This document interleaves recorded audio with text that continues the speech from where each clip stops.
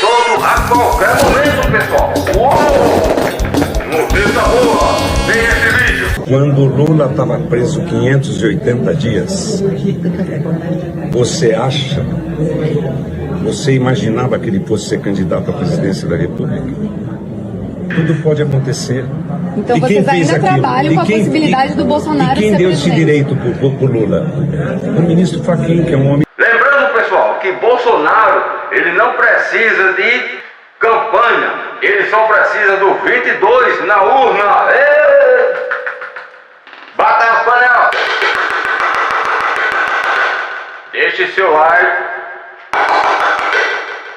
Comente aí. Deixa o 22 nos comentários. Com a chance de 99,9, algumas coisas, ele pode ser solto em menos de 20 dias, pessoal. Deixe sua opinião aqui no nosso chat, deixe seu like também se ainda não deixou. Eu trago essa questão aqui pro Fred. Fred, qual que é a sua análise sobre essa fala aí do Valdemar? Primeiro que o Valdemar da Costa Neto calado é um poeta, né? Porque o Flávio colocou muito bem, né? Essa fala dele pode ser decomposta em duas camadas principais. Uma camada jurídica, que né, ele toca num ponto, e é importante sempre relembrar isso, de que o processo movido contra o ex-presidente Jair Bolsonaro é um processo nulo, como reconhecido pela própria Corte de Cassação italiana no caso da Carla Zambelli. Todo e qualquer processo né, que tenha como relator o ministro Alexandre de Moraes, a partir do momento em que ele se envolve com todos os fatos né, no inquérito das fake news e todos os inquéritos daí decorrentes, são nulos, né, por violação do princípio do juiz natural, por violação do devido processo legal, por violação de uma série de garantias fundamentais que, quando violadas, constitui causa de nulidade absoluta de um processo.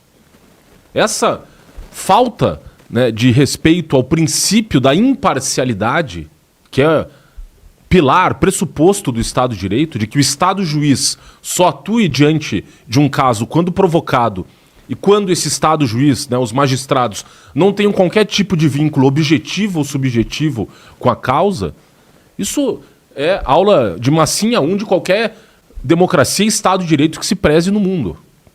E a Corte de Cassação italiana reconheceu isso de forma muito clara no caso Carla Zambelli, quando o ministro Alexandre de Moraes, tendo né, relação com os fatos, atuou como juiz do caso. Da mesma forma, no processo do ex-presidente Jair Bolsonaro, né, a mera presença do senhor Alexandre de Moraes naquele julgamento, a forma como ele conduziu todos esses atos, porque a nulidade desses atos se inicia no próprio dia 14 de março de 2019, quando o ministro Dias Toffoli instaura de ofício um inquérito. Um órgão jurisdicional, ele só atua né, no Brasil, em qualquer Estado de Direito sólido do mundo, o Poder Judiciário só atua mediante provocação. É o princípio da inércia da jurisdição. Justamente para assegurar né, que o juiz possa apreciar aquela causa de forma né, imparcial, respeitando a equidistância em relação às partes que estão litigando. Seja no caso de um processo penal, o Ministério Público e o réu. E o senhor Alexandre de Moraes violou esse sistema acusatório, que é justamente a separação das funções dos agentes estatais, para assegurar que um processo penal não se transforme num instrumento de perseguição política, como é o caso de todos os processos conduzidos pelo ministro Alexandre de Moraes desde o dia 14 de março de 2019. Então, do ponto de vista jurídico, inclusive, seria o caso já de promoção de uma revisão criminal por parte da defesa do ex-presidente Jair Bolsonaro, né, para a decretação da nulidade de todo esse processo, aqui no campo jurídico. Mas aí, bem lembrado pelo Flávio, estamos diante de um cenário em que se respeitam né, aquelas garantias fundamentais previstas no artigo 5º da Constituição? Obviamente que não. O Supremo Tribunal Federal se comporta como um poder político e não técnico judicial. O gabinete do ministro Alexandre de Moraes se converteu, na prática, não num órgão jurisdicional, mas num órgão de polícia política, a partir do momento em que ele instaura um inquérito sem objeto definido e que vai tragando todo e qualquer brasileiro, né, que, na visão dele, seja um inimigo do Estado no Brasil, né, que ele não enxerga, né, os brasileiros como cidadãos exercendo ali as suas liberdades fundamentais, mas como os adversários e, pior, como inimigos do Estado, em que qualquer crítica formulada contra as autoridades públicas no país constitui um grave crime de lesa pátria e de ataque às instituições.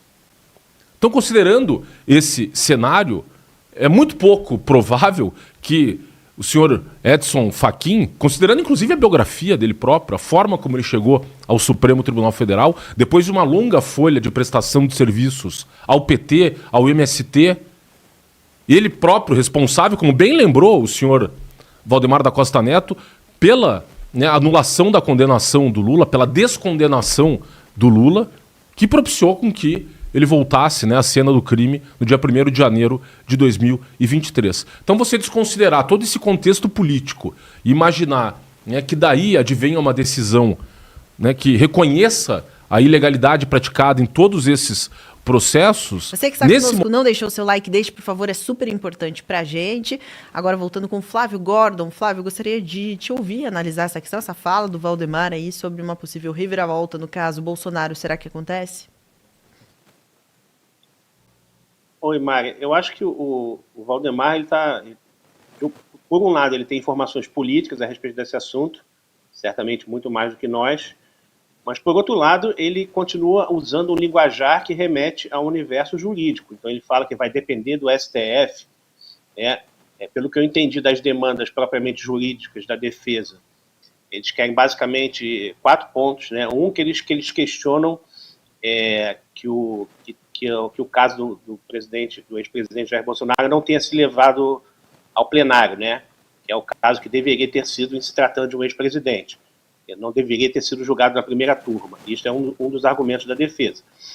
O outro é o argumento de que a colaboração premiada do Mauro Cid, como a gente sabe, foi eivada de vícios, né?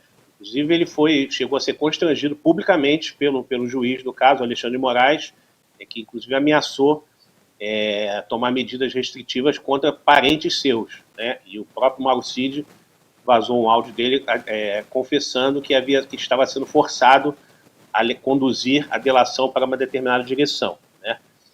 O outro ponto é que a defesa alega que tem um acesso tardio e incompleto às provas e aos autos, né? E, por último, ela fala que os atos classificados como executórios, na verdade, não passaram nunca de uma fase de cogitação. A própria ideia, uma das provas centrais do caso, que foi a tal famigerada minuta do golpe, ela em si mesmo, ela não tinha nada ali de que se poderia chamar tecnicamente de golpe, porque ela falava em estágio de sítio ou estágio de defesa, cogitava passar pelo Congresso por uma aprovação do estágio de sítio, ou seja, até nessa suposta minuta, que a gente não sabe muito bem a origem, até nessa minuta mesmo, que é usada como prova, falava de seguir os ritos legais e constitucionais, que é passar pelo parlamento, né? Então, desse ponto de vista técnico, eu acho que não tem muito o que falar, porque vai depender, como o Valdemar falou, do STF.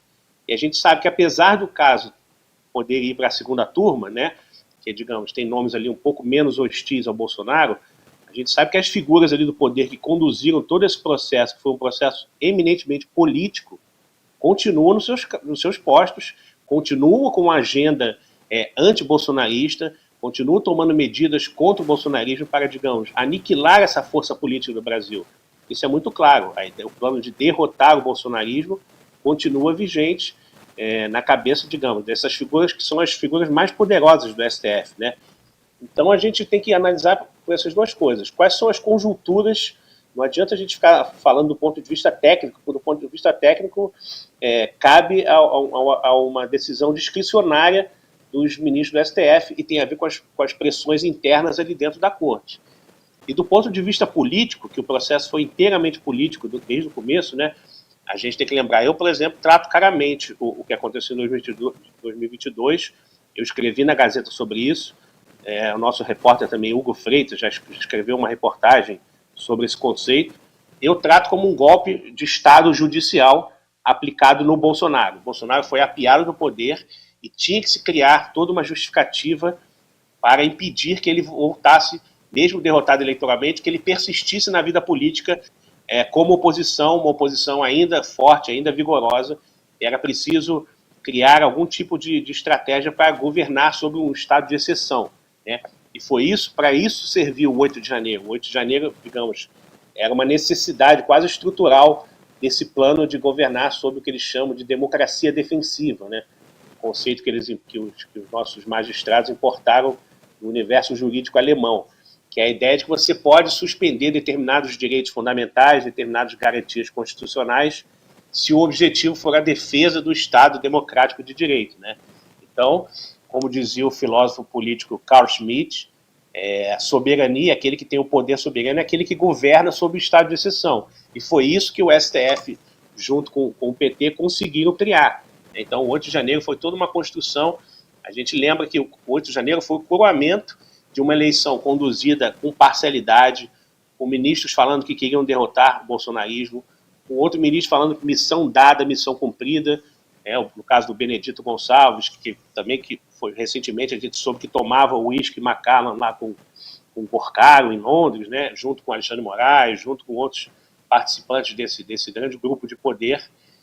O Benedito Gonçalves foi o relator do processo que resultou na inegibilidade do Bolsonaro. Então a gente vê, por causa dessa eleição, começou a haver uma série de protestos ali muito antes do 8 de janeiro, né, protestos que eu gosto sempre de lembrar, foram autorizados, em frente aos quartéis, foram autorizados e legitimados pelos 3 comandantes das forças na época. Ali por volta do dia 22 de novembro, se eu não me engano, 20, alguma coisa assim, eles escreveram uma nota falando que aquelas manifestações, enquanto se mantivessem pacíficas e ordeiras, estavam dentro do ordenamento democrático, eram legítimas, não tinha nada ali contra que atentasse contra o Estado Democrático de Direito, né? Depois, quando aquele general Dutra, que era o chefe do comando ali do Planalto na época, depois da CPI, do Distrito Federal, ele falou que aquelas pessoas achavam que estavam seguras. Quando eles fizeram o 9 de janeiro, quando eles cercaram a praça e prenderam as pessoas, o dia da perfídia, que eu gosto de chamar, aquelas pessoas justamente achavam que estavam seguras, porque muitas delas não tinham participado das invasões, das depredações, e ainda assim foram presas. E elas achavam que elas estavam seguras porque os comandantes das forças tinham escrito uma nota garantindo que o que elas faziam era tudo dentro da lei e da democracia. Então, todo esse processo do 8 de janeiro foi laboriosamente construído para transformar o Bolsonaro numa figura, digamos, uma figura pária, para extirpar ele da vida política brasileira. Então, uma eventual restituição dos seus direitos políticos, a gente tem que analisar o contexto.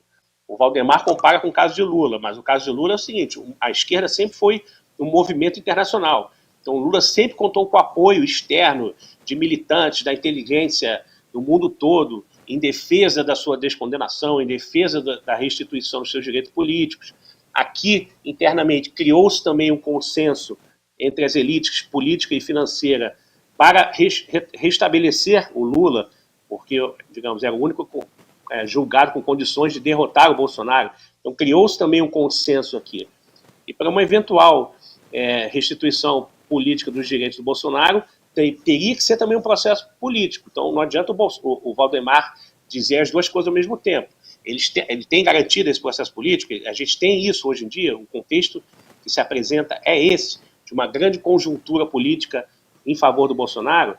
A gente tem o apoio de parte do governo americano, em algum sentido tem uma simpatia com o Bolsonaro e o reconhecimento de que o Bolsonaro é um perseguido político do regime Lula-Alexandrino. Mas aqui internamente, você tem a construção de consenso. Então, o que o Valdemar precisa explicar é isso. Não adianta ele apelar para o universo jurídico. A gente vai depender do STF, vai depender do Fachin, que é um cidadão de bem. Isso aí não basta, porque a gente sabe que o processo não foi jurídico. O processo é político e a eventual solução dele será também uma demonstração de força política. É o que a gente espera ver se vai acontecer ou não, Mário.